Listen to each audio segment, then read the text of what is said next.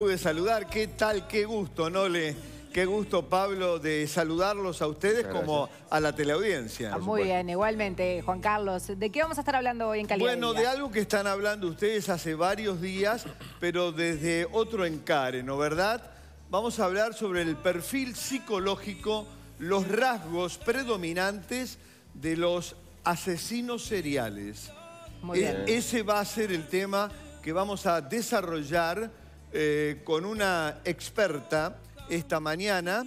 Ella es licenciada en psicología, pero es además directora del Instituto de Criminología y Psicología Forense y ha escrito libros sobre asesinos seriales en el mundo y próximamente va a lanzar otro libro sobre asesinos seriales de Latinoamérica. Me refiero a la licenciada Adriana Savio. Adriana, un gusto de que estés tocando un tema tan delicado, tan importante esta mañana con nosotros. ¿Qué tal? Muchísimas gracias por la invitación, un placer. Al contrario, Adriana, antes de hablar de los rasgos que caracterizan a un asesino serial, ¿esto nace? ¿Esto empieza desde el feto? ¿Esto empieza desde el embarazo? ¿Empieza con el niño en el hogar? ¿El niño en la escuela? Contale a la gente. Cuando nosotros nos referimos a, diríamos, justamente psicopatías, estamos refiriéndonos a trastornos de la personalidad en términos generales. Trastornos de la personalidad. Exactamente. El trastorno de la personalidad refiere a la personalidad en sí misma. La personalidad es nuestra forma de ser en el mundo. Sí. Estos sujetos por lo general presentan en la mayoría de los casos un problema frente al tema de lo que vendría a ser la integración en el plano de lo social y el vínculo con otros. Antisociales. Exacto. No siempre exactamente son antisociales en un principio. El elemento... Se va desarrollando. Ahí está, exactamente. El elemento antisocial es un elemento que se detecta al inicio, por lo general en la mayoría de los casos. Lo podemos detectar a partir de los 16 años en adelante, cuando son adolescentes y ya empiezan a tener complicaciones en el terreno de los vínculos, el bullying en los liceos, en los colegios. Por lo general son los que imparten violencia a otros, más débiles. Y posteriormente, a partir de la antisocialidad, ya podemos, a partir de los 16 años en adelante, como plantea Ger, empezar a hablar ya sí de una constitución de una psicopatía mucho más compleja. Hay que aclarar algo. No todos, diríamos, los psicópatas necesariamente pasan a la comisión del acto violento de quitar la vida a otra persona. Claro, claro. Los casos exactamente que tienen que ver con crímenes de sangre vinculados a la psicopatía refieren específicamente a un estado en el que determinados psicópatas pasan a lo que se llama la tormenta psicopática. Tormenta psicopática. Sí, donde en realidad pasan a un estado mucho más violento desde el punto de vista neuropsicológico y psicológico y pasan a la comisión del acto criminal en ese tipo de circunstancias. Hablemos de otros rasgos, Adriana. He leído mucho sobre el tema, he estado con colegas tuyos. En todos los casos, ¿se trata de individuos perversos? En la mayoría de los casos podemos estar hablando, sí, de una estructura perversa y, como bien dicen colegas muy queridos míos, del perverso no se vuelve. Del perverso no se vuelve. Y antes que tú sigas desarrollando esto, otra de las características que he leído y que he consultado es que no son recuperables. Claro, la perversión ya se... A ver, Freud ya desde un principio hablaba de que el niño era un perverso polimorfo por naturaleza antes de que se instale el límite o lo que tiene que ver con la ley social en él, diríamos. Ellos tienen una historia compleja en torno a este aspecto desde que nacen, porque en realidad, como tú me preguntabas muy pertinentemente, ya tenemos un problema de vínculo con la madre. Inclusive desde la gestación.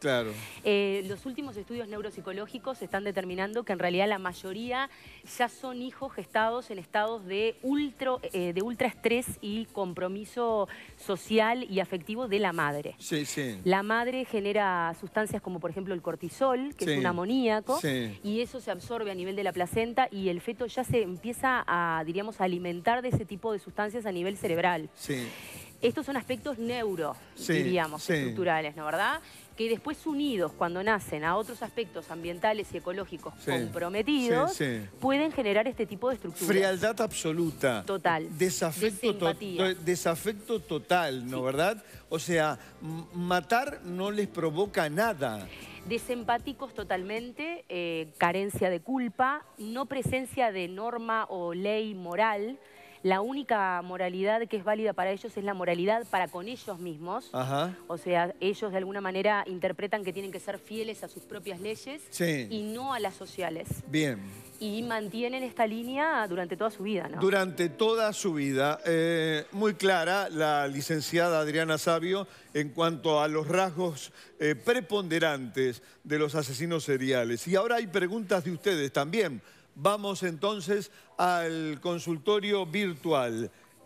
Primera pregunta, Adriana. ¿Cómo podemos identificar a un criminal en la cotidiana? ¿Cómo sé que alrededor mío no hay ningún psicópata? Suele ocurrir que nadie se da cuenta hasta que hace algo. Alfonso te hace esta pregunta tan inteligente. Bueno, a ver, primero vamos como diríamos, a aterrizar en la realidad, diríamos. Está muy bien la pregunta, es muy pertinente, pero hay que como que bajar un poco la ansiedad.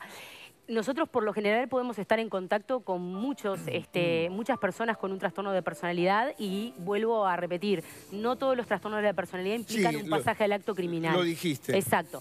Hay, sí, psicópatas cotidianos, como así se define en la psicopatología clínica, que podemos encontrarlos en cualquier lugar y tener contacto con ellos. Por eso creo que es importante como bajar esto de el temor o el miedo. En realidad hay que aclarar algo que es muy interesante. ¿No es fundado el miedo? Claro. Que está reflejando a Alfonso y uno palpa en la opinión pública. Lo que pasa es que en la figura del psicópata entran como muchas fantasías sociales y psicológicas también. Y una de ellas es que todos vamos a tenerle temor a alguien que no tenga códigos morales y éticos para manejarse en sociedad. Claro, claro.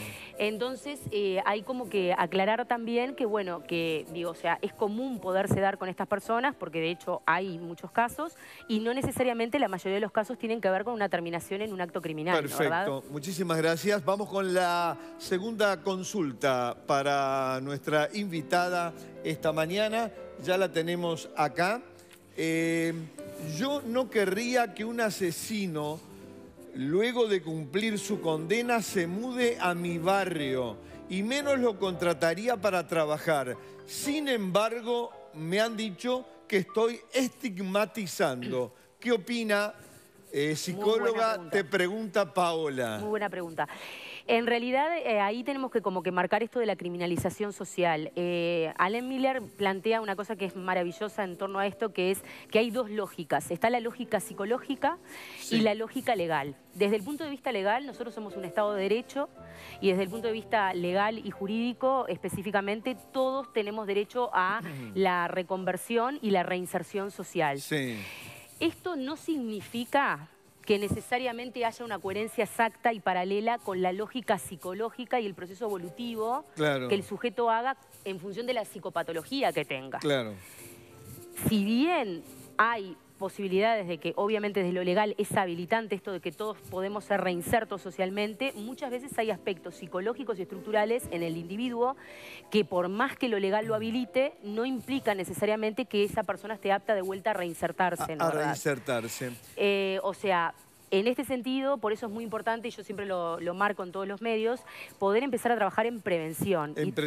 Y trabajar en prevención implica, bueno, esto justamente, ¿no? Empezar a cuidar aspectos que a veces quizás nos parecen poco menores, pero son muy significativos, como la crianza, la estimulación afectiva, desarrollar más la inteligencia afectiva de las personas. No hay duda, no hay duda. Y poder empezar de alguna manera a cuidarnos, diríamos, como hace la prevención en sí misma, ¿no? A largo plazo de estos fenómenos. Adriana, el tema da para mucho más y te vamos a convocar. Con muchísimo gusto. Te vamos a convocar en las próximas semanas porque vamos a seguir muy atentos la evolución de los acontecimientos y queremos obviamente que estés antes del lanzamiento de tu segundo libro, justamente sobre asesinos seriales. Cero se llama. ¿Cero se va a llamar el libro?